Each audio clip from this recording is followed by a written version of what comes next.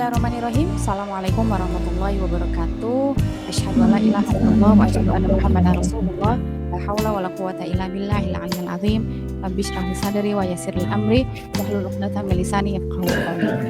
Asyhadu an la ilaha illallah wa asyhadu anna Muhammadar Rasulullah. La haula wala quwata illa billahil aliyyil azim. Raditu billahi robba wa bil islami dina wa bi Muhammadin nabiyya wa rasulah. Alhamdulillahirabbil alamin. Sahabat DC Live, untuk kesekian kalinya kita bertemu kembali di Rabu malam dari jam 8 sampai jam 9. Dalam waktu 1 jam insya Allah kita akan membedah salah satu episode kehidupan teman diskusi kita malam ini. Kemudian kita belajar untuk menyimaknya, kemudian juga kita mencari tahu poin-poin penting apa dalam episode tersebut, dan sama-sama nanti kita juga simak dan kita coba renungi makna dan hikmah yang bisa diambil dari episode tamu atau teman diskusi kita malam ini. Dan tentu saja PR besar kita adalah bagaimana caranya agar ilmu terkait makna dan hikmah dari salah satu episode kehidupan narasumber kita ini kemudian kita ramu agar sesuai dengan kehidupan kita, ya. Karena tidak mungkin serta-merta kita hanya sekedar copy paste, betul ya Tefani ya. Tapi tentulah ada semacam bumbu, ada semacam dosis ya, ada semacam takaran yang kita miliki yang tentu berbeda antara satu dengan yang lainnya. Baik, alhamdulillah. Ibu Yufi, assalamualaikum Ibu Yufi. Waalaikumsalam warahmatullahi wabarakatuh. Hatur nuhun diundang bertemu dengan teman-teman di sini sejawat para pendidik, insya Allah. Ibu-ibu juga. Amin, alhamdulillah. Terima kasih juga Bu Yufi tetap berkenan untuk tetap menyambung silaturahmi dengan saya khususnya dan teman-teman semua, karena pertemanan atau interaksi kita sudah berapa lama ya Bu Yufi ya? Dari mulai anak saya kelas 1 kan yang besar ya Bu Yufi. Dari mulai Hasna TK di Cikal Gemilang waktu itu. Iya. Betul ya Bu Yufi. Berarti tahun 2003 lumayan. 2003 sekarang hampir 20 tahun kalau begitu. Ya, Masya Allah. Pertemuan pertama dengan Bu Yufi saat itu teman-teman kalau boleh saya coba sedikit cerita, saya resign dari pekerjaan saya, kemudian saya mencari sekolah ceritanya ya, playgroup buat anak saya. Kemudian saya bertemulah Allah takdirkan dengan sekolah Cikal Gemilang, salah satu pendidikan di bawah Yayasan Bani Hashim Rahayu atau disingkat dengan Baharu ya, Bu Yufi saat ini, yang didirikan dan dikelola oleh Bu Yufi juga Pak Edi, dan sekarang sudah mulai delegasikan kepada para putra dan putrinya. Nah, pada saat itu saya nunggu anak saya, Cikal, dan Masya Allah saya banyak ngobrol dengan Bu Yufi dan juga Pak Edi. Saat itu Pak Edi adalah suami Bu Yufi. Mulailah tercerahkan di situ ya. Mulailah fitrah kependidikan saya kayak disiram oleh Bu Yufi. Wallahu a'lam, mungkin bisa jadi untuk orang lain yang tidak memiliki bakat di dunia pendidikan mungkin wallahu a'lam akan seperti apa ceritanya gitu ya. Nah, dari situlah mulai muncul keinginan untuk juga mendirikan sekolah pendidikan anak usia dini dan sangat disupport oleh Bu Yufi dan Pak Edi pada saat itu. Ayo Bu Maya, saya bantu. Kita sama-sama mendirikan sekolah yang memberikan hak buat anak-anak kita. Kurang lebih seperti itu Bu Yufi. Waktu itu Bu Yufi memberikan motivasi buat saya. Dan alhamdulillah sampai saat ini silaturahmi itu masih terus berjalan. Mudah-mudahan seterusnya ya Bu Yufi ya. Amin. Alhamdulillah. Nah, Bu Yufi ini pendiri dan pengelola Yayasan Bani Hashim Rahayu yang di bawahnya tadi ada TK Cikal Gemilang, kemudian ada SD SMP Sekolah Interaktif Gemilang Mutafanin, dan anak-anak saya juga alumni di situ. Kemudian saya tidak di-endorse ya, saya hanya testimoni bahwa kalau dulu saya ketika menyekolahkan anak-anak saya di sana, nggak cuma anak yang belajar, tapi orang tuanya juga ditempa. Orang tuanya dimelekkan terkait pendidikan. Orang tuanya disadarkan. Nah, ini kan susah ya Bu Yufi ya menyadarkan ya. Disadarkan terkait pentingnya pendampingan terhadap anak-anak. Pentingnya peran ibu dan peran ayah. Pentingnya peran keluarga. Nah, itu betul-betul disadarkan pada saat itu ya, dan sampai saat ini itu masih mengena dan bahkan menjadi salah satu jalan amal bagi saya bahkan Bu Yufi. Jazakumullah khair atas penyadaran pencerahan yang Amin. sudah diberikan ya. Amin. Amin. SD, ada SMP juga interaktif Gemilang Mutofanin. Kemudian ada sekolah inklusi ya Bu Yufi, atau apa ya namanya disebutnya? Sekolah ABK. Sekolah ABK. Sekolah ABK juga tersedia di sana. Dulu didirikan ketika masih belum mainstream saat itu. Jadi masih dibilang di Cimahi apalah gitu ya. Ada sekolah kayak Gemilang Mutofanin. Anak ibu sekolah di mana Bu Yufi? Saya punya cerita. Anak ibu sekolah di mana? Di Gemilang Bu. Oh, emang kenapa dengan anak ibu? Jeng-jeng gitu kan ya. Anak saya ditanya, emang kenapa dengan anak ibu? Gitu. Nggak ada apa-apa, baik-baik aja saya bilang gitu. Ya karena tadi keunikan dari konsep yang dibangun membuat memang sampai saat ini sih sebetulnya masih menjadi unik lah. Insya Allah keistiqomahan dari konsep ini bisa terus berlangsung. Kemudian juga di bawah yayasan itu ada Educa. Kemudian juga ada rumah interaktif Gemilang, betul ya Bu Yufi. Ada zona aktivitas. Ada lagi yang lain nggak ya Bu Yufi yang belum saya absen nih ya?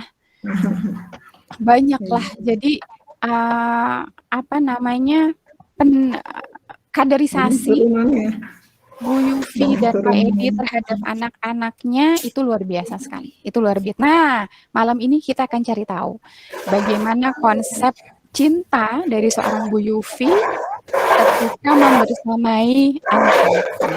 Begitu Bu Yufi. Mangga Bu Yufi, silakan untuk bisa mungkin karena ini sifatnya dialog ya Bu Yufi ya.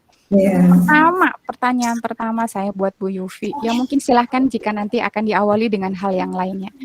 Definisi cinta bagi Bu Yufi itu apa sih sebetulnya? Silakan Bu Yufi. Iya, terima kasih Bu Maya. Bismillahirrahmanirrahim. Asyhadu an la ilaha illallah wa asyhadu anna Muhammadar Rasulullah. Allahumma shalli ala Muhammad wa ala ali Muhammad. Rabbi shrah li sadri wa yassir li amri wahlul 'uqdatam min lisani yafqahu qawli. Ibu memohon pertolongan kepada Allah, semoga Allah memilah dan memilih bagi Ibu untuk menyampaikan hal-hal yang baik saja. Karena sebetulnya perjalanan Ibu itu kalau kata orang Sunda tuh pahit peher. Ya, pahit peher. Ternyata membangun cinta itu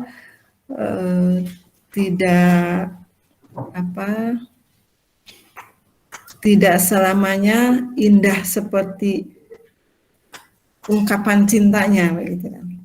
Jadi cinta itu bagi Ibu definisinya sangat luas, sangat banyak aspeknya, sangat banyak cabang-cabangnya. Ungkapan cinta itu bisa satu dengan yang lainnya itu berkelindan begitu Bu Maya. Sehingga tidak ada definisi pasti ya Bu Maya. Cinta itu akan dirasakan oleh masing-masing objek yang menerimanya. Jadi kalau kami di dalam mendirikan sekolah itu selalu mendorong, selalu membangun atmosfer cinta karena apapun jika didasari dengan cinta maka insya Allah kebaikan-kebaikan yang akan didapatkan. Sekalipun di dalam menjalankannya banyak sekali ujian-ujiannya. Jadi demikian ya Bu Maya, kalau kita sering bertemu dengan ayat Al-Quran atau kita akan memulai membaca sebuah ayat, diawali dengan ta'awuz, kemudian Bismillahirrahmanirrahim. Nah, mungkin itulah yang bisa mewakili ungkapan cinta itu. Bismillahirrahmanirrahim. Dengan nama Allah yang Maha Rahman, yang Maha Rahim. Di dalamnya, apapun yang terjadi, maka tidak ada kesia-siaan, karena selalu diawali dengan Bismillahirrahmanirrahim. Barangkali itu kurang lebihnya ya tentang definisi cinta itu. Betul. Bisa diwakilkan atau diwakili oleh satu ungkapan yang luar biasa yang sudah include segala sesuatunya di dalamnya. Iya, iya, Ya, betul sekali. Ketika Ibu menyatakan bahwa surat Al-Fatihah itu diawali dengan Bismillahirrahmanirrahim dan itu dijadikan sebagai salah satu cara pandang Bu Yufi ya untuk memaknai cinta, bahwa ternyata ketika kita sebagai seorang ibu begitu banyak harapan, banyak menuntut lah bahasa ininya ya. Tapi ketika itu diawali dengan cinta, maka segala sesuatu itu menjadi indah ya Bu Yufi. ya, Indah dalam arti tadi kata Bu Yufi tidak seperti tapi indah dalam mengartikan secara kolb mungkin begitu ya Bu Yufi ya. ya, ya. Iya, karena memang ternyata menjadi indah ketika Bu Yufi atau kita semua nih, ibu-ibu nih semua memilih peran menjadi ibu. Itu juga menjadi salah satu PR besar yang masih harus kita kerjakan meskipun mungkin Bu Yufi masih sudah memiliki cucu ya. Teman-teman semua sudah memiliki putra, tapi itu menjadi sebuah proses panjang di mana kita harus tetap menyempurnakan kita menjadi ketika kita memilih peran menjadi ibu. Begitu ya Bu Yufi? Iya, betul. Ya, demikian Bu Maya. Iya, maka satu pertanyaan berikutnya nih Bu Yufi terkait bagaimana cinta, kemudian juga bagaimana peran jadi seorang ibu. Nah, lebih spesifik, ibu memiliki 7 orang putra. Teman-teman tahu nggak, itu judul itu sangat terinspirasi sih memang dari kata-kata Bu Yufi sendiri loh waktu itu, beberapa tahun yang lalu. Bu Maya, saya punya 7 orang putra. Saya tidak bisa membagi cinta saya buat anak-anak saya. Semua saya kasih cinta 100% dari anak pertama sampai anak ke-7. Masing-masing 100%. Nah, konsep adilnya berarti di mana nih Bu Yufi? Silakan Bu Yufi, mangga. Iya, memang kita biasa menggunakan prosentase ya Bu Maya ya. Iya, betul. Ya, itulah dari pertanyaan seperti itu sebetulnya Ibu tafak bahwa sebetulnya kita memang tidak bisa mempresentasikan ya cinta kita kepada anak-anak kita itu. Jadi ada 7 putra-putri Ibu, kemudian Ibu satu dan lainnya itu memang tidak terbagi dalam prosentase kasih sayang. Semua tuh utuh ketika Ibu bertemu dengan anak pertama atau dengan anak terakhir, di tengah, dan semua utuh. Kepada mereka Ibu 100% memberikan cinta kasih Ibu itu. Jadi kalau hitung-hitungan mungkin berarti Ibu memiliki 700% ya, Bu Maya. Iya, betul harusnya. Ya, bagaimana membaginya memang tidak bisa terbagi begitu saja dan bisa dihitung-hitung ya.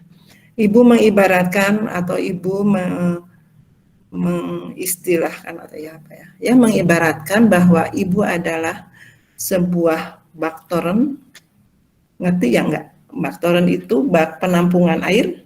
Iya, nah, iya. Ya, Ibu ibaratkan seperti itu. Yang terbuka kepada alam semesta, terbuka untuk mendapatkan curahan cinta, kasih sayang Allah dari Allah kepada putra-putri Ibu melalui Ibu.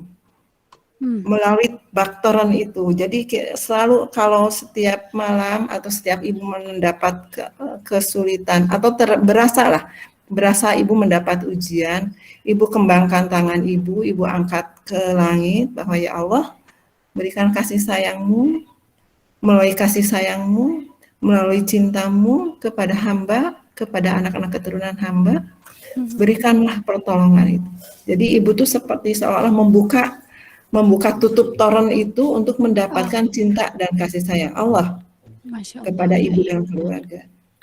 Kemudian cinta dan kasih sayang itu Ibu miliki erat, Ibu peluk erat, dan akan Ibu alirkan, Ibu salurkan kepada mereka yang membutuhkan. Masya Allah. Anggapan sebuah toren itu punya keran-keran.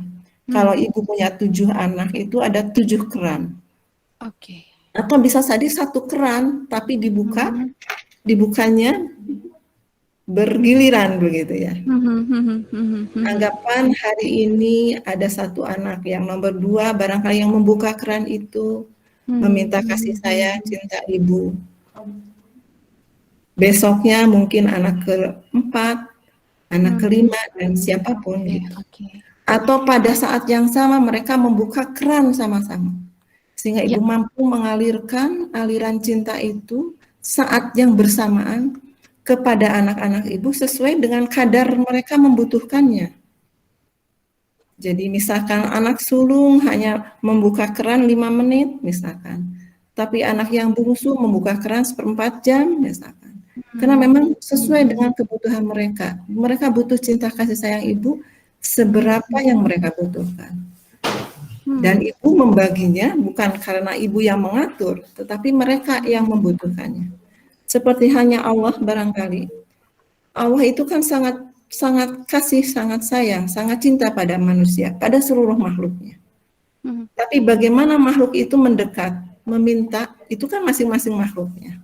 Nah, hampir di setiap keputusan hidup ibu, ibu terinspirasi dari nama-nama dari Asmaul Husna, nama-nama Allah, seperti tadi tentang cinta itu berasal atau terinspirasi dari Bismillahirrahmanirrahim, Allah Maha Rahman Maha Rahim.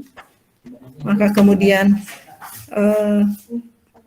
kita melihat atau menyadari bahwa kita dititipi organ rahim, di mana di sana bersumber rasa cinta kasih sayang. Nah, itulah kemudian berkembang dari situ bahwa ibu Ananda, ibu yang sesungguhnya ibu 9 kali 9 kali hamil, 7 yang lahir sampai mukallaf, dan yang 2 masing-masing di usia, yang pertama di usia 44 tahun ibu hamil anak yang ke-8, kehamilan yang ke-8 di usia 16 minggu, kemudian kembali kepada pemiliknya. Nah, yang terakhir yang ke-9 itu memang itu prosesnya diakhiri kehamilannya karena ibu sudah pendarahan yang cukup banyak sehingga HB ibu drop di angka 6,4 dan dokter tidak menyarankan untuk mempertahankan kehamilan itu sehingga diakhiri kehamilannya. Itu pun cukup perdebatan dengan Pak Edi ya, karena Pak Edi tidak mau mengambil tanggung jawab menghentikan kehamilan begitu, sampai kita mengunjungi atau second opinion dengan beberapa dokter, tapi pada akhirnya karena memang waktu berjalan terus dan pendarahan tidak bisa dihentikan, pada akhirnya kehamilan itu dihentikan. Kelihatannya satu-satunya hal yang paling disesali oleh Pak Edi adalah itu peristiwa itu, karena tidak bisa mempertahankan buah hatinya lah begitu ya. Sampai kami beberapa saat cukup perlu tafakur ya, langkah-langkah kami berikutnya. Pada akhirnya kami diperingatkan dokter, ibu rahim ibu tidak bisa untuk mengandung lagi, sebaiknya ini adalah yang terakhir. Akhirnya kami menjaga komitmen dengan dokter itu, dan alhamdulillah memang setelah itu ya itulah kehamilan terakhir itu.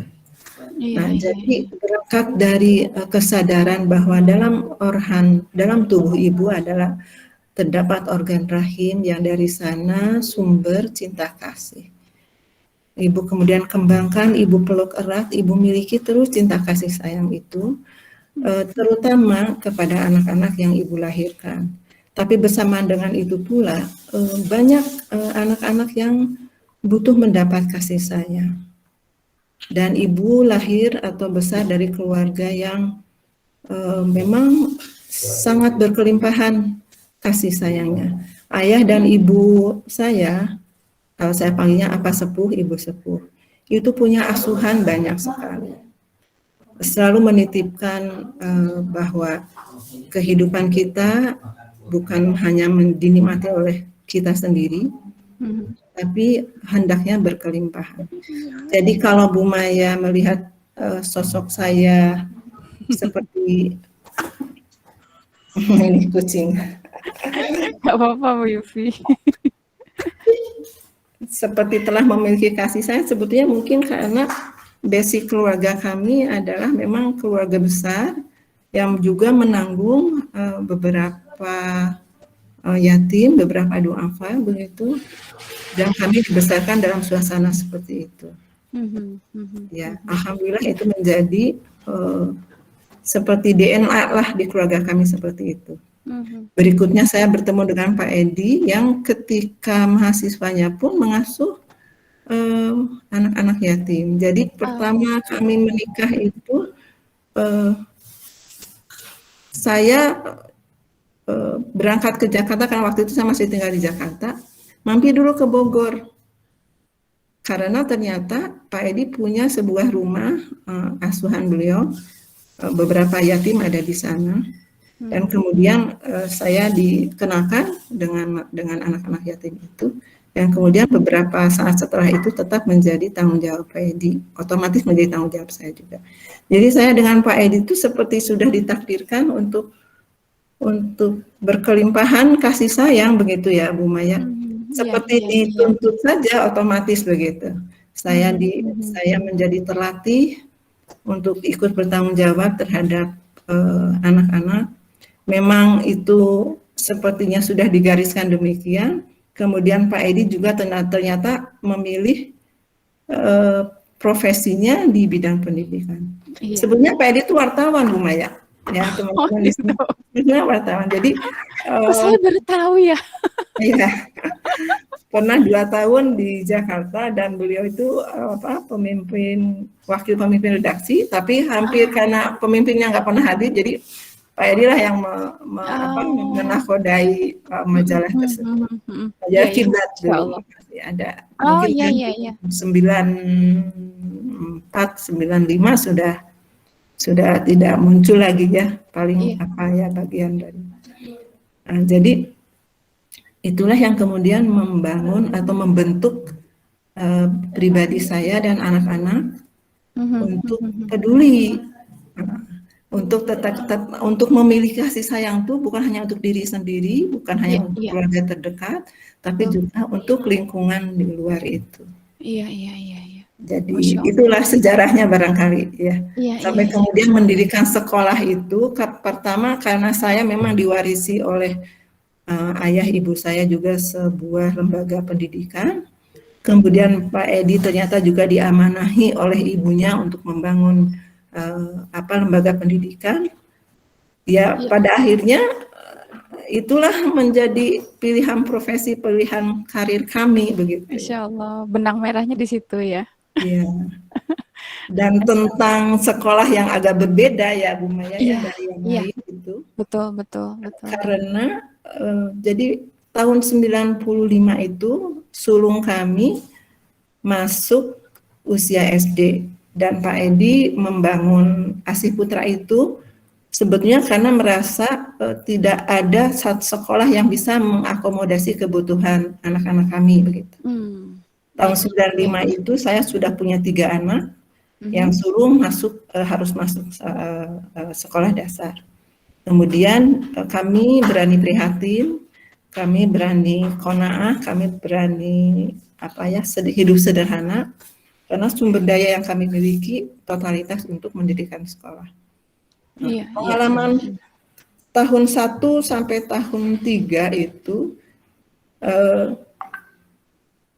Pak Edi melihat bahwa beberapa tradisi di sekolah dasar itu ternyata membuat anak-anak menjadi tertekan ya, karena ternyata dialog anak sama ibu di rumah tuh semata-mata ngerjain PR atau apalah gitu ya, tugas sekolah. Betul. Kemudian Pak Edi perhatikan itu menjadikan konflik-konflik hampir di setiap malam tuh ada konflik antara ibu dan anak dan sebagainya.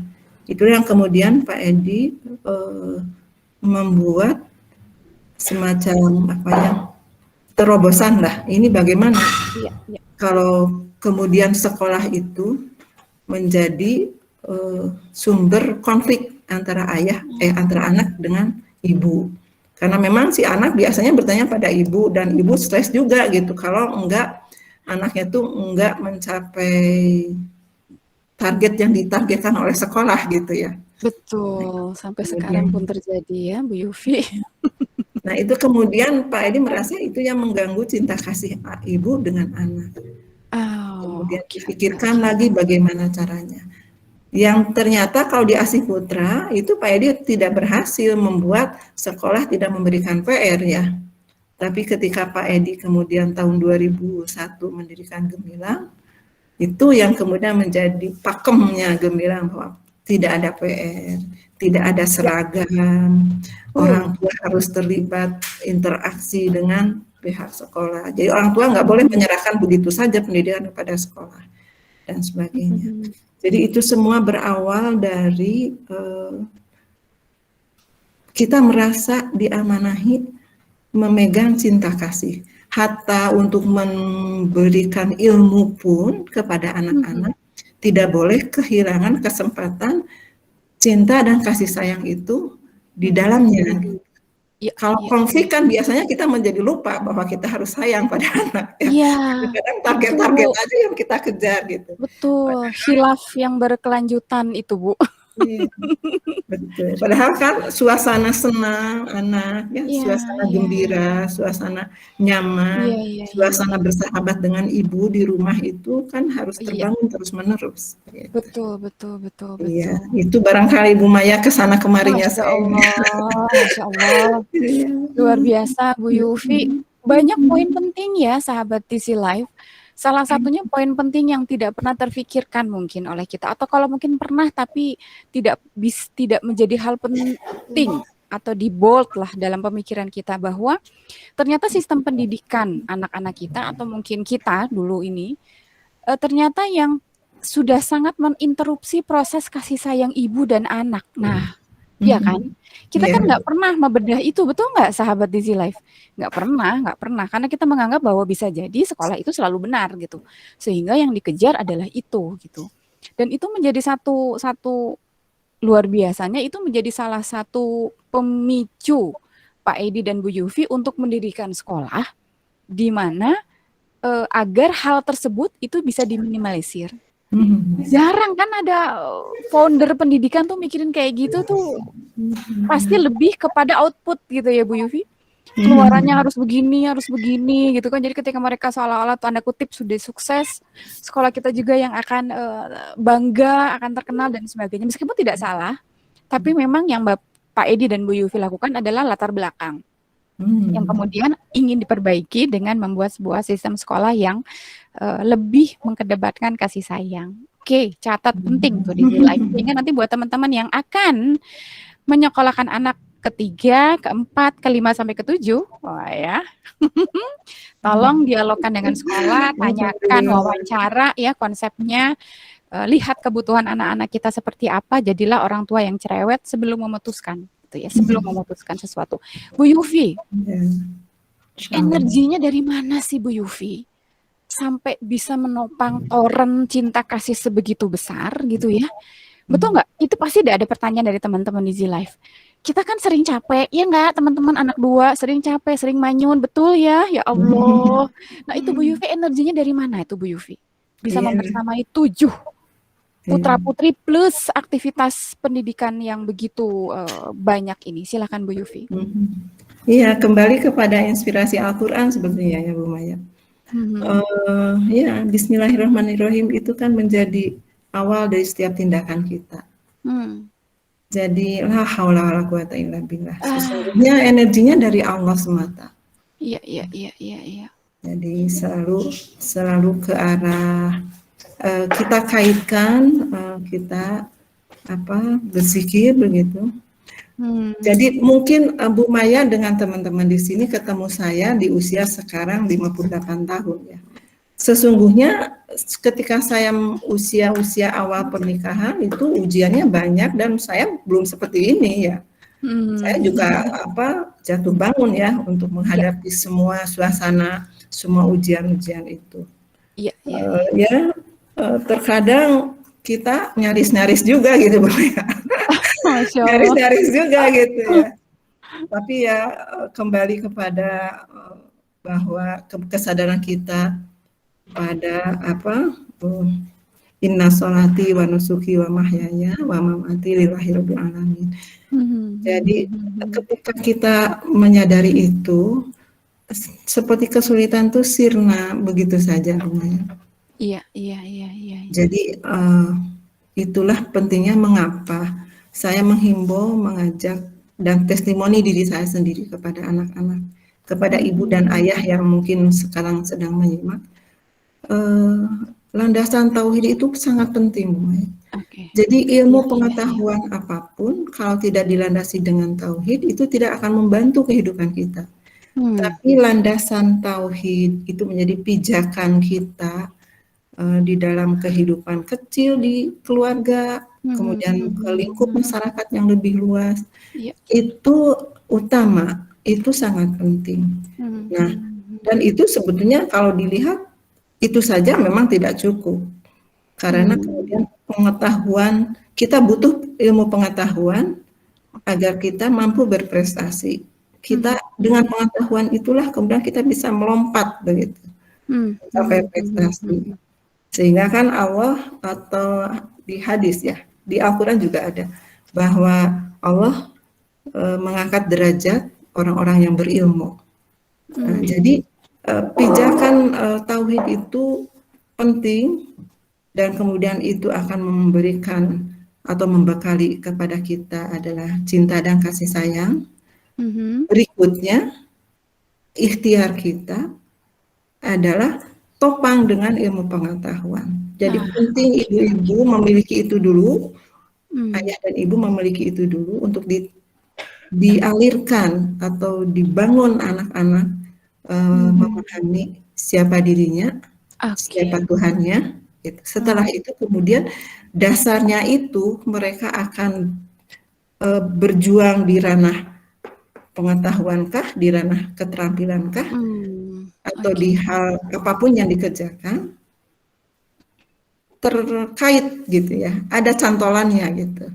Sehingga tidak ada kerugian apapun pada posisi dimanapun anak-anak itu, anak-anak kita atau diri kita juga pada posisi kadang-kadang Bu Maya mungkin pernah paham kalau kami sangat sederhana sekali ya, kehidupan kami sangat sederhana sekali. Betul. Karena kami juga penyelenggara sekolah, kami memikirkan bagaimana harus mengoperasionalkan sekolah dengan ya kami kan baru sedikit, siswanya baru sedikit gitu, sehingga mungkin operasional itu sangat besar.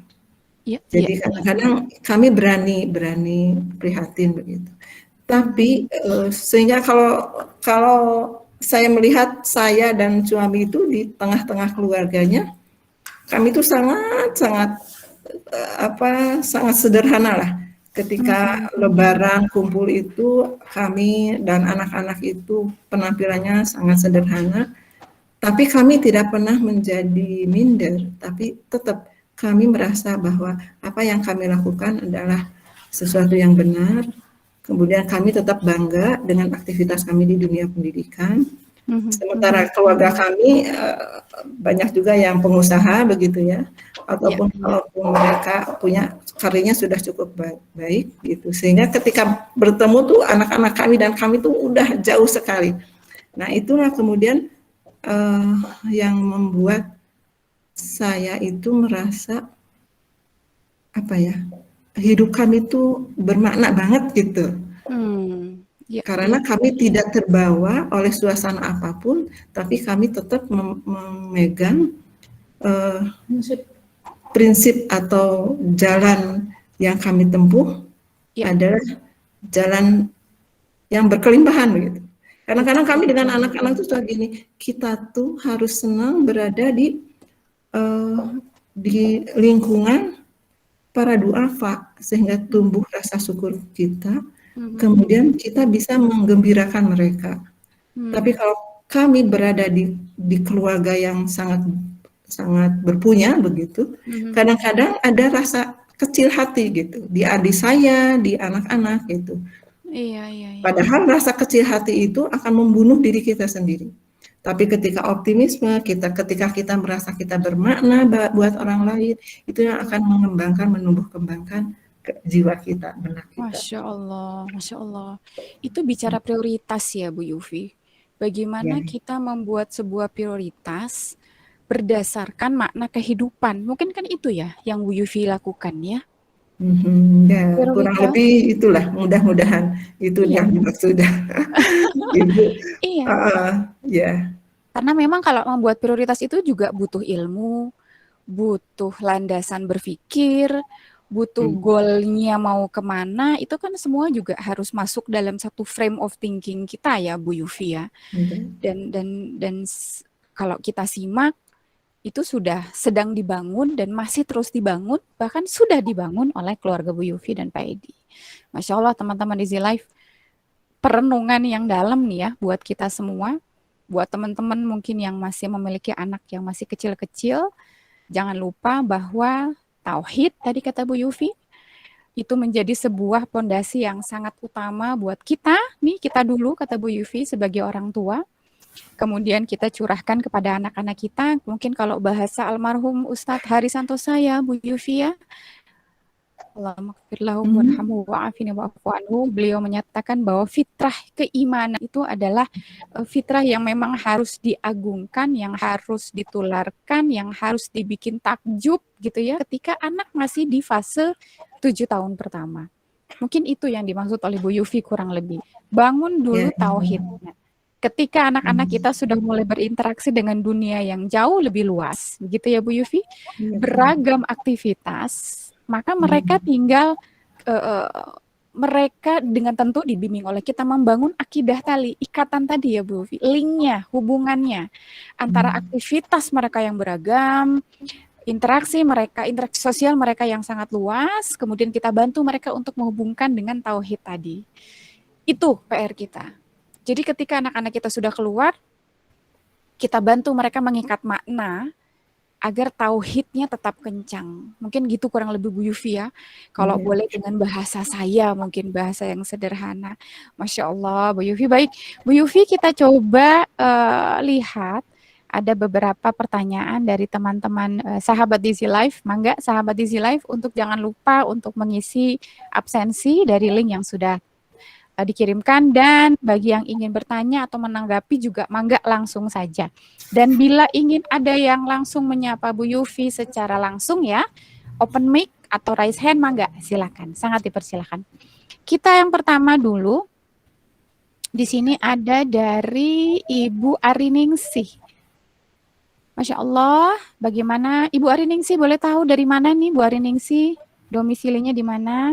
Di Pondok Mustira, Bunda Maya. Ini Pondok Mustira atuh tetanggi sareng abdinya Bintan RW. Sudah masuk KBB ya, tapi kalau Pondok Mustira ya. Beda. Bagaimana cara mengatasi anak-anak ketika terjadi permasalahan yang bersamaan agar terkesan adil di depan anak-anak dan tidak terkesan pilih kasih? Pertanyaan penting nih, Bu Yufi. Silakan Bu Yufi.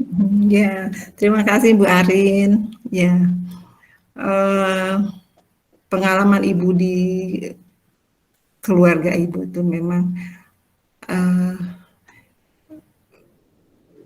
mungkin sulit Ibu ya mencari memori Ibu, karena anak-anak Ibu tuh nggak pernah bertengkar Bu Maya ya Bu Arin. Jadi entah itu juga sering dipertanyakan sama saudara-saudara itu, Yufi gimana cenah ngasuhnya kok anak-anak tuh nggak pernah berantem, nggak pernah terdengar. Jadi barangkali dulu Ibu waktu awal-awal punya anak 1 dan 2 itu seringkali ketika anak berkonflik, ibunya tidak ikut berkonflik atau tidak ikut memihak salah satu. Kan mereka menyelesaikan masalahnya gitu. Hanya mungkin suka tanya aja, kenapa, ada apa gitu. Sebenarnya anak-anak cerita sendiri. Nah, kan sebetulnya fitrahnya anak-anak tuh mudah memaafkan ya. Jadi mereka akhirnya menyelesaikan konfliknya sendiri. Kita hanya bantu aja, misal kalau sampai ada luka, kita bantu mengatasi lukanya. Atau pernah itu anak kedua dengan anak ketiga, memang nggak sengaja terjadi itu. Jadi main kembang api. Nah, Mhm, kalau mhm. itunya gagangnya yang dari kawat itu kan kalau habis apinya panas ya. Nah, si Iya, kakak betul. ini nggak ngerti kalau itu panas, Mhm, ditempelkanlah di pipi adiknya. mhm. Ya, kemudian kan adiknya kesakitan, marah dan sebagainya. Mereka ya gitu, nangis sambil banyak berdebat itu. Ibu tidak mengambil peran di dalam menlerai perdebatan mereka, tapi ibu tunggu mereka menceritakan masing-masing. Sehingga pada akhirnya mereka menyadari yang satu meminta maaf karena sebetulnya dia nggak ngerti kalau itu tuh ternyata panas dan melukai adiknya. Si adik paham penjelasan kakaknya. Itu adalah salah satu peristiwa yang ibu masih mampu mengingatnya. Selebihnya memang ibu nggak bisa ngasih contoh yang lain karena rasanya jarang sekali anak-anak berkonflik. Anak-anak ibu tuh jarang sekali berkonflik sehingga ibu nggak bisa menceritakannya lagi. Itu barangkali menjadi prinsip ibu bahwa ketika anak-anak berkonflik dalam waktu yang bersamaan, kita lihat mana yang paling harus ditolong Hmm. kalau itu membahayakan keselamatannya. Kalau soal emosi, soal berbicara, kita memang itu kan tidak akan melukai apapun gitu, kecuali kan luka hatinya, luka batinnya. Tapi itu tidak perlu ditolong saat itu kita memihak si A atau si B. Tapi bangun aja suasana bahwa si ibu tuh mau mendengar semua permasalahan, apakah dari si A, dari si B. Begitu, Bu Arin barangkali. Bisa Iya, difahami Ibu? Boleh ditanya bisa. berikutnya kalau masih belum. Silahkan, Bu Arin. Insya Allah bisa. Cuma kalau misalkan ini Bu, kalau anak remaja, apalagi putra biasanya kan suka lebih emosional gitu ya Bu ya. Terlebih kebetulan anak kami itu menginjak kelas 1 dan kelas 2. Dan kebetulan yang pertama putra saya itu sekolahnya di Asti Putra Bu. Jadi di Pak Edi ya. Seperti itu. Yang satunya bukan di Asti Putra. Jadi kelihatan sekali yang satu rada emosional dan yang satu rada kalem tapi lebih ke fisik gitu. Jadi kadang-kadang saya suka ketah-ketir seperti itu. Tapi gimana saya pengen adil seperti itu. Ya, makasih Bu. Iya. Ibu pasti kembali kepada diri ibu. Ibu pasti sayang kepada dua-duanya. Dan kadarnya itu tidak bisa terukur. Ibu pasti 100% sayang kepada anak yang satu dan 100% kepada anak yang kedua. Tapi ungkapannya mungkin kelihatan akan berbeda begitu. Nah, itulah kemudian yang membuat ibu harus mengambil keputusan mana dulu yang harus diselamatkan. Terutama mungkin secara fisik ya, itu fisiknya dulu harus diamankan. Kalau misalkan si adik kalem bicara, tapi kadang-kadang fisiknya yang kemudian bergerak itu, mungkin dia cerdas motorik ya barangkali. Nah, itu ya begitu ya Bu Maya ya. Kalau mungkin dengan karena ada yang cerdas emosi, ada yang cerdas motorik. Kalau cerdas emosi dia akan mampu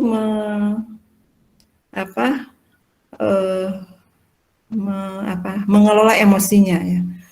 Nah, kalau yang cerdas motorik barangkali karena kecerdasannya itu kemudian dia manfaatkan begitu. Jadi barangkali demikian Ibu. Jadi kita tidak terlibat di dalam konflik mereka, tapi tunjukkan bahwa Ibu sayang kepada kedua-duanya. Nah, masing-masing ungkapannya tentu berbeda sesuai dengan kebutuhan mereka. Gitu. Jadi kalau yang emosional barangkali bagaimana Bu Maya? Mungkin kita peluk dulu, maksud kita peluk dulu biar emosinya mengalir kepada kita. Kita peluk dulu, yang tadi misalkan yang memang menyerang secara fisik, motoriknya itu ya kita tunda dulu karena memang dia kuat. Tapi yang emosional, yang memang secara emosi memang dia harus mengelola hatinya, kemudian kita peluk, kita selamatkan dulu. Kita menerima aliran emosinya begitulah ya. Nah, berikutnya mungkin tidak terlalu lama ibu pun menyapa anak yang tadi secara motorik memang mengasari lah gitu ya. Kemudian kita lakukan aja dialog, tapi dalam dialog itu nggak boleh sekali-kali menyalahkan begitu. Kita dengar aja, tadi maksudnya apa, kakak atau adik mau apa, boleh bunda bantu, nah gitu barangkali. Jadi itu akan memberikan rasa nyaman, rasa disayang, kedua-duanya mendapat perhatian yang proporsional begitu.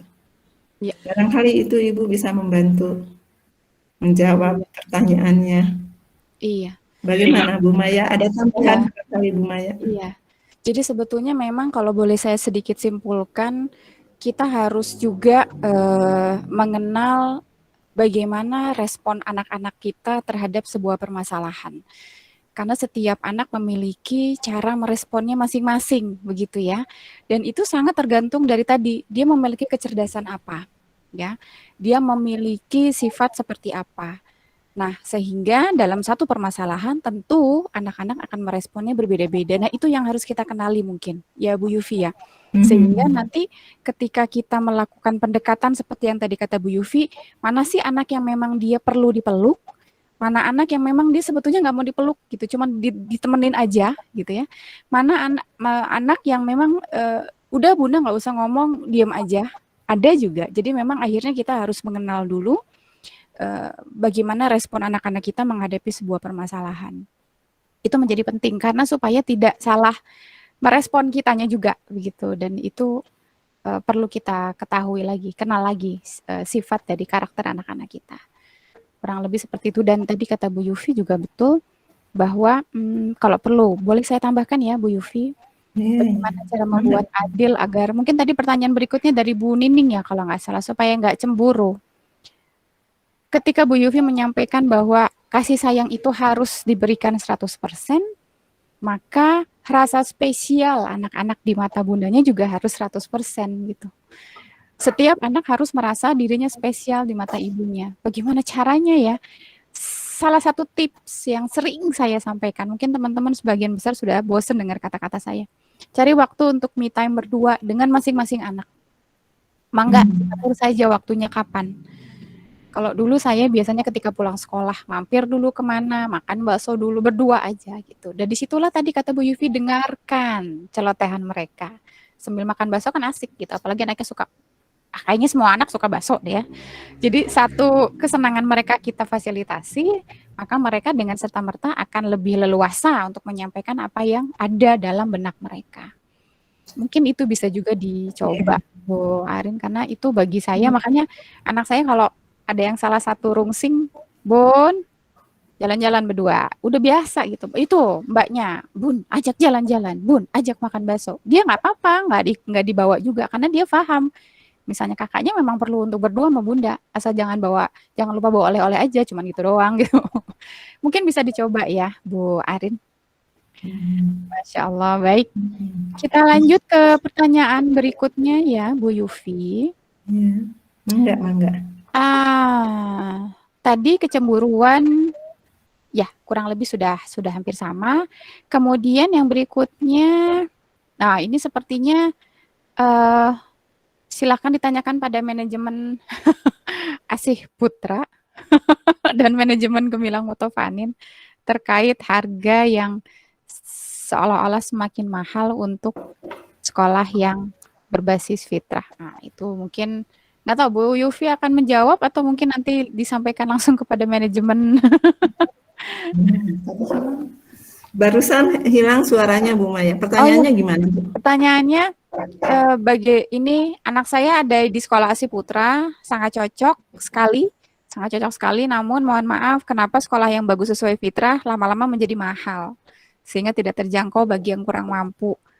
Mangga, apakah akan dijawab atau akan diserahkan nanti ke manajemen sekolah? Mangga aja Bu. Ibu menjawab sedikit ya Bu Maya. Ibu suka nguping aja. Sebetulnya memang kalau Ibu tidak terlibat di dalam manajemen Asih Putra ya.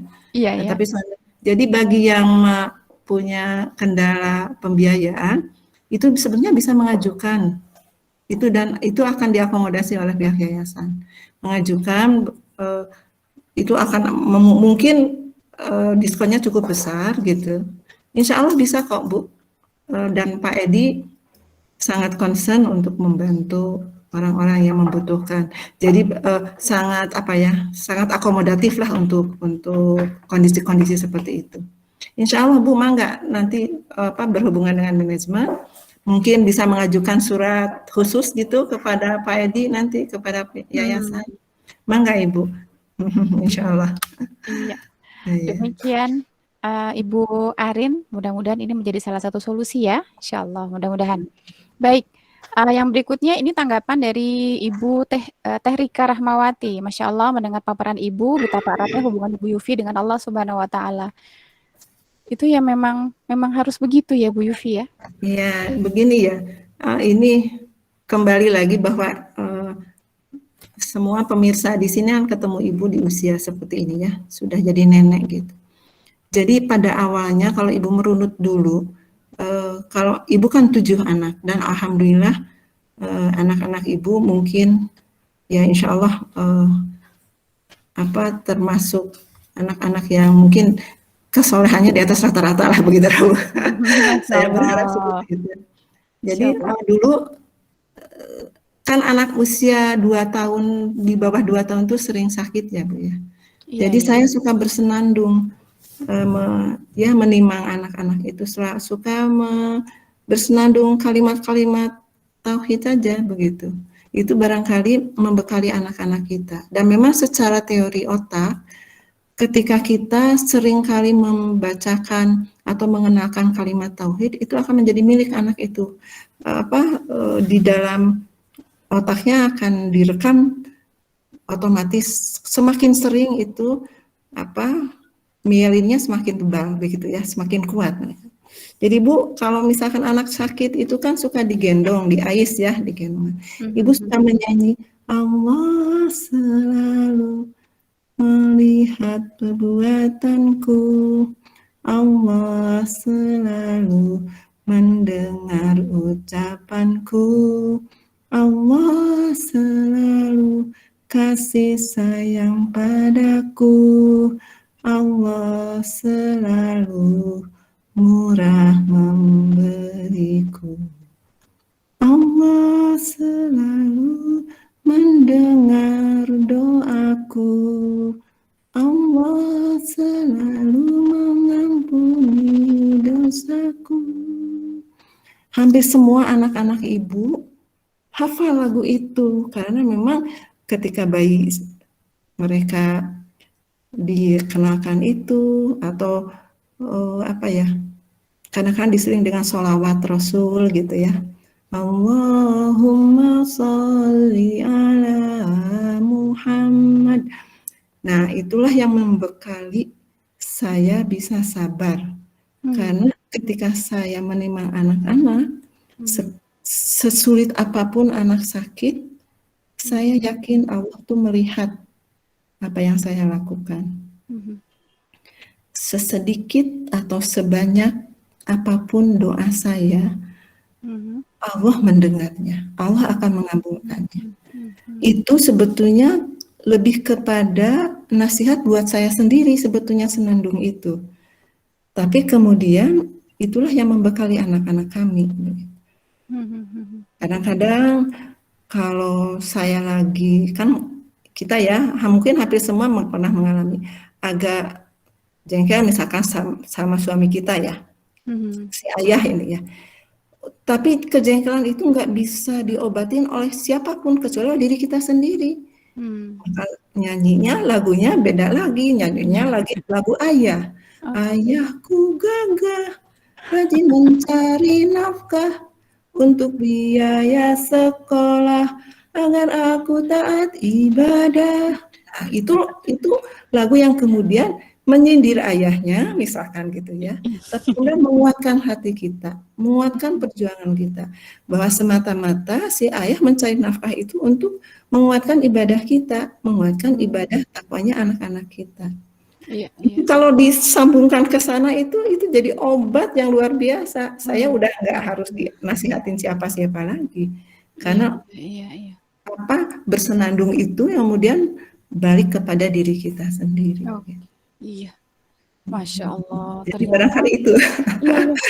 Tidak terpikir ya, bersenandung bagi kita kayaknya hal hanya sekedar apa ya, ya hiburan semata gitu. Tapi ketika itu dijadikan sebagai bungkus dalam pola pengasuhan kita ya Bu Yufi buat terhadap anak-anak kita, ternyata kalau kita mampu itu menjadi sebuah ajang dialog kita kepada Allah, itu jadi luar biasa ya Bu Yufi ya. Iya, Bahkan dirasa kemudian oleh anak-anak kita gitu.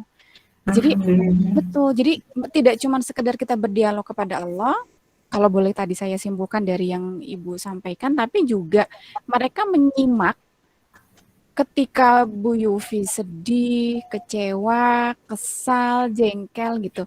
Mereka menyimak, oh kayak gini ya reaksi ibu ketika ada emosi sedang melanda dirinya. Dan itu kan menjadi contoh juga ya Bu Yufi ya, yang membuat Iya, akhirnya alhamdulillah. anak-anak Bu Yufi menjadi anak-anak yang stabil, yang mukalaf gitu kan.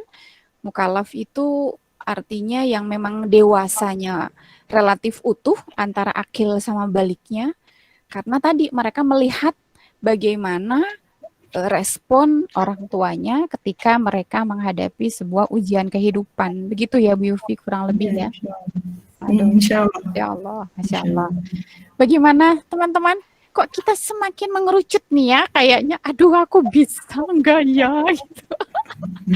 Masya Bisa, Allah. insya Allah bisa. Ya, Insya Allah bisa. bisa. Kita harus semangat ya. Justru dengan Dizzy Life ini, diskusi kehidupan ini kan kita berusaha untuk mencari catatan-catatan penting, ya kan, yang coba kita terapkan dalam kehidupan kita dan menjadi salah satu pegangan kita dalam meniti episode-episode yang bisa jadi memang sangat berbeda dengan apa yang dilalui oleh Bu Yufi, tapi insya Allah itu bisa menjadi pegangan buat kita. Nah, Bu Yufi, yang Iya, berikutnya, gimana? sebetulnya saya ada pertanyaan, tapi nanti kita dari Ibu atau Teh Zilnaliza. Bagaimana cara agar anak-anak tetap kompak dan tidak ada persaingan atau iri hati, baik dalam kasih sayang maupun dalam pemberian kebutuhan di antara mereka? Karena tiap anak berbeda kebutuhannya. Terima kasih. Silakan Bu Iya. Yofi. Nah, kalau yang ini sebetulnya baru beberapa saat Bu Zilna ya, Bu Lisa ya, saya menyadari betapa pentingnya memberikan nama. Jadi ketujuh anak saya namanya berakhiran sama. Jadi nama anak saya tuh yang pertama sampai yang ketujuh tuh ada akhiran Nuresa. Jadi di antara mereka ada kaitan. Mereka itu tadi membangun kekompakan begitu. Tidak ada di antara mereka yang merasa mereka berprestasi sendiri begitu ya, punya prestasi sendiri atau punya kegagalan sendiri. Jadi ketika ada putra kami yang sedang mendapat ujian berat misalkan, salah satu contoh begini, tadi pagi itu saya turut sholat gaib untuk Dr. Arif Munandar. Barangkali ada yang kenal Pak Arif Munandar? Oh Itu, iya. ya, itu adalah guru dua anak kami. Jadi anak kami yang ketiga, Hafiz Muhammad itu mendapat beasiswa, salah satu pendirinya adalah beliau dari Rumah Kepemimpinan.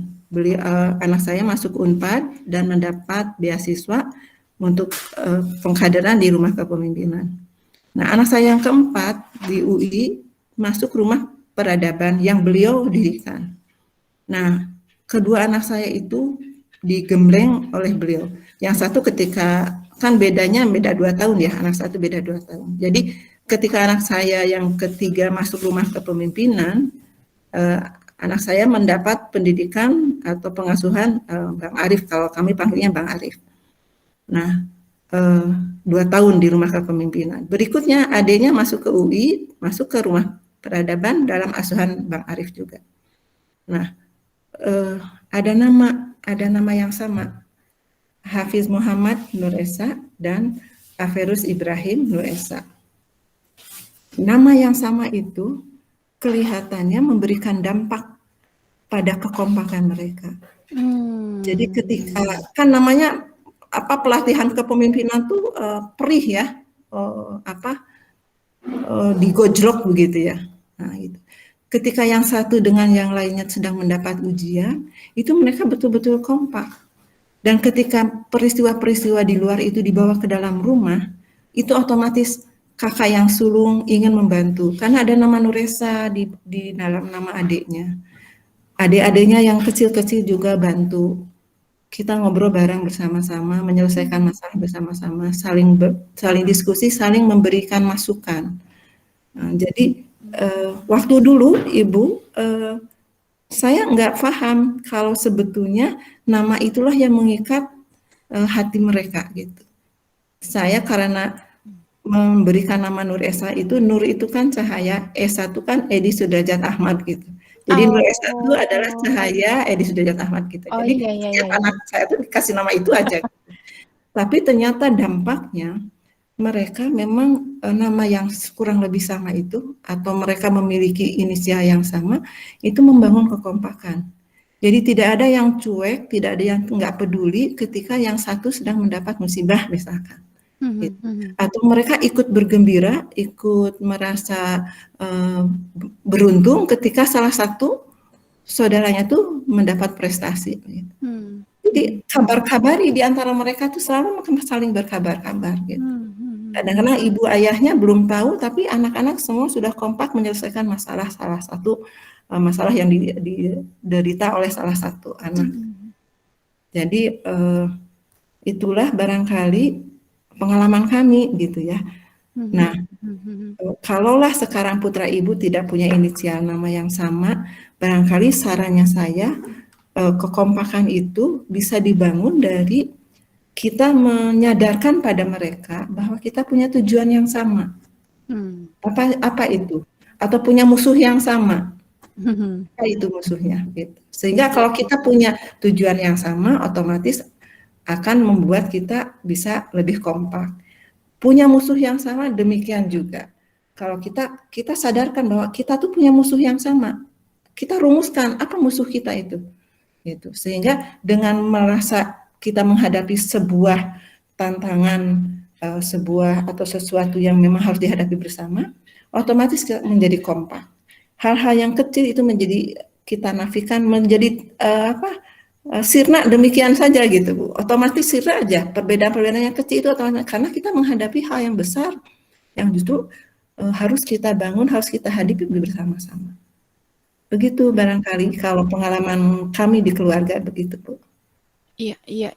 Jadi memang ada satu pengikat ya Bu ya. Kalau Bu Yufi salah satunya diikat dengan nama, kemudian tidak cuma nama, ternyata memang mengikatnya adalah dengan sering membuka dialog, sering membuka diskusi. Diskusi keluarga itu bagi Bu Yufi itu setahu saya itu luar biasa teman-teman Busy Life. Jadi semua jadi ketika mereka keluar gitu ya, mereka punya aktivitas masing-masing, bawa ke rumah dan obrolkan. Dan begitu ya Bu Yufi, setahu saya loh sebagai orang luar. Jadi nggak pernah yang namanya tidak ada nuansa diskusi, itu nggak ada gitu. Makanya dinamika berpikir anak-anak Bu Yufi itu menjadi relatif lebih dinamis gitu. Lebih tinggi di atas usia mereka kalau saya perhatikan. Karena tadi mereka coba dibangun untuk membangun dialog, cara berpikir mereka dengan tetap dipandu oleh kedua orang tuanya agar tetap berada dalam jalur yang benar. Karena nggak cuma sekedar baik tapi juga benar. Begitu Ibu ya, Bu Yufi ya, kurang lebih Masya Allah.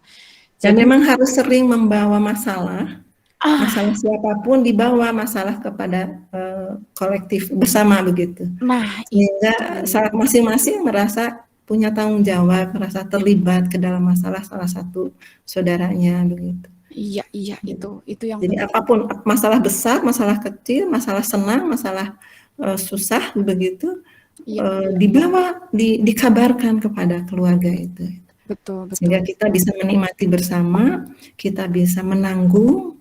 Kalaupun harus ada keterlibatan, bantuan dan sebagainya, ya seperti itu. Masya Allah. Jadi barangkali itu mudah-mudahan kalau masih di bawah remaja, Ibu bisa dibentuk itu dari sekarang.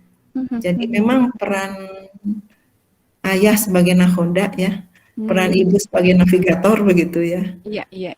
Memang dituntut saat-saat usia ini. Kan Iya. begitu ya Bu Maya, kalau nggak Iya, salah teori pendidikan itu 7 tahun pertama anak menjadi raja, betul betul. 7 tahun kedua anak menjadi abid, menjadi budak. Iya, iya Ya, betul. menjadi budak tuh diberikan keterampilan-keterampilan, diasahkan tanggung jawab dan sebagainya. Betul betul. Dan 7 tahun ketiga adalah mitra bagi kita, mitra bagi orang tua. Sehingga kalau udah 7 tahun ketiga, udah di usia 15 tahun, 16 tadi remaja katanya. Tadi yang pertanyaannya remaja ya. Iya. Itu sudah menjadi mitra, itu dia loh, bukan lagi instruksi dari kita, dari orang tua kepada anak. Kamu harus begini, harus begitu. Nah, itu udah salah lagi bahasanya. Tapi dia loh yang kita bangun begitu. Iya. Apa yang kamu rasakan? Kalau menurut ibu begini, coba tanya ayah, menurut ayah bagaimana? Karena kadang-kadang perspektif ibu dan ayah tuh beda, jauh banget gitu ya. Iya, iya. Anak mendapat Betul, betul. kesulitan ketika punya ayah dan ibu pandangannya berjauhan atau kadang-kadang juga kutub-kutub. Nah, itu peran ayah dan ibu jangan egois pengen diikutin anak pendapatnya gitu. Nah, Tapi itu dia. ya mereka saling mendekat gitu. Betul betul. Saling mendekat, mana yang paling mungkin bisa dilakukan oleh anaknya gitu. Iya, iya. Memang harus menunjukkan saja, ayah dan ibu tuh harus menunjukkan kecintaannya gitu. Nggak boleh nampak egois-egoisan gitu. Kalau egois kan anak jadi nggak percaya pada kita. Itu mah ibu yang pengen. Gitu. Tapi kemudian dua ayah ibu itu memang mendekat, memberikan solusi pada anaknya. Meringankan aja gitu ke anak tuh. Kalau anak merasa berat ini, ya diterima. Jadi diterima perasaan anaknya itu, tapi kemudian dibantu untuk menjadi ini sesuatu hal yang bisa ringan kok kalau kita bersikap seperti ini, misalkan. Gitu. Masya Allah, meringankan. Ya, barangkali berbagi pundak ya, Bu Yufi ya. Berbagi pundak buat anak-anak kita. Ya. Masya Allah. Bu Yufi, ini sudah jam 9 lebih. Namun saya ingin menyampaikan beberapa statement dari teman-teman sahabat Disi Live di chat nih. Masya Allah, dari Bu Fitri Aprilia, Masya Allah, sekarang kami orang tua dan anak-anak di Gemilang sedang menghafalkan lagu ini, lagu yang tadi nih Bu ya, Masya Allah. Bu Fitri, oh iya, ibunya Davin ya, Bu Fitri, betul, Mama Davin. Iya Bu. Betul ya, Mama Davin ya. Ya. Masya Allah. Kemudian dari Ibu Reni Apriani, Alhamdulillah dahulu pada saat saya survei ke Gemilang untuk mencari sekolah anak, saya dipertemukan dengan Bu Yufi yang dengan kebersahajaannya dan keteladanannya saya yakin memutuskan untuk menyekolahkan anak saya di sana. Dan Alhamdulillah sekarang sudah pada alumni dan saya sangat bersyukur pernah menjadi bagian dari keluarga Gemilang. Jazakumullah khair Bu Yufi. Alhamdulillah. Sudah mewarnai keluarga kami. Nah, nggak cuma anak yang diwarnai, tapi keluarga. Alhamdulillah. Iya, mungkin seperti itu Bu Yufi. Alhamdulillah diskusi kita malam ini syarat dengan makna, syarat dengan petuah dan nasihat. Ya, mungkin Bu Yufi tidak merasa memberikan nasihat, tapi bagi kami ini adalah sebuah catatan penting bagaimana kami nanti akan meramu sehingga bisa mewarnai keluarga kami. Jazakumullah khair Bu Yufi atas kehadirannya. Amin, amin. Alhamdulillahirrahmanirrahim. Ibu bisa bicara di hadapan berapa orang ini? Tadi sampai 55 Bu Yufi, Alhamdulillah. Sekarang 45 mungkin. Maaf ya, barangkali Ibu banyak kurang-kurangnya, banyak salah-salahnya. Mohon dimaafkan. Ya, mudah-mudahan Allah memberikan ilmu dan hikmah langsung dari Allah. Sebetulnya Ibu cuma memetik aja gitu, tapi ilmu dan hikmah itu milik Allah. Allah ilhamkan langsung ke dalam benak dan jiwanya Ibu para ini Ibu peserta di sini gitu. Alhamdulillah. Ya, mohon maaf ya Ibu-ibu. Sama-sama Ibu. Terima kasih banyak. Jazakumullah khair. Salam hormat buat Pak Edi dan juga keluarga besar Nur Esa ya Bu Yufi ya. Terima kasih banyak teman-teman dan sahabat Disi Live. Terima kasih juga atas kehadirannya malam ini, kebersamaan kita malam ini. Terima kasih banyak. Mudah-mudahan Allah selalu memberkahi kita dan insya Allah doakan minggu depan kita akan menghadirkan kembali teman diskusi kita yang lain yang insya Allah juga akan sama-sama berbagi makna dan hikmah bagi kita semua. Matur nuhun. Kita tutup dengan istighfar, hamdalah dan doa akhir majelis. Astagfirullah, alhamdulillah, alhamdulillah, alamin. Subhanallah, asyhadu an la ilaha illallah. Assalamualaikum warahmatullahi wabarakatuh. Mangga Teh Fani saya serahkan. Hatur nuhun Bu Yufi. Sami-sami, alhamdulillah.